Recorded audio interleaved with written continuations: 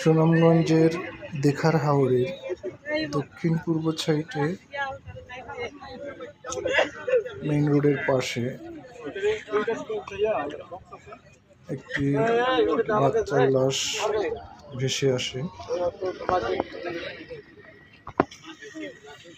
জানা গেছে বাচ্চাটি একটি হাফিজি মাদ্রাসার স্টুডেন্ট, তবে কিভাবে মারা। বন্ধুরা, এখানে একটি লাশ ভেসে আসছে। লাশটি একটা মাদ্রাসার স্টুডেন্ট।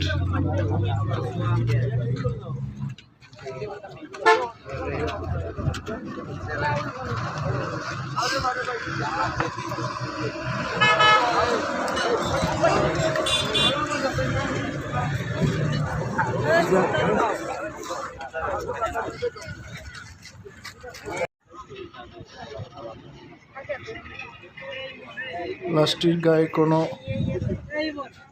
আঘাত বা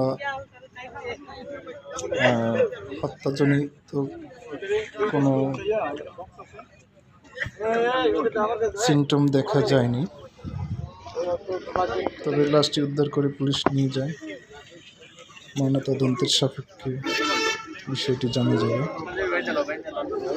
আদৌ ওটা কি স্বাভাবিক মৃত্যু, অ্যাক্সিডেন্ট। বন্ধুরা, এখানে একটি লাশ পানিতে ভেসে আসছে, গিয়ে মারা যাওয়া না হত্যাকাণ্ড। লাশটি একটা মাদ্রাসার তদন্তে বেরিয়ে আসবে।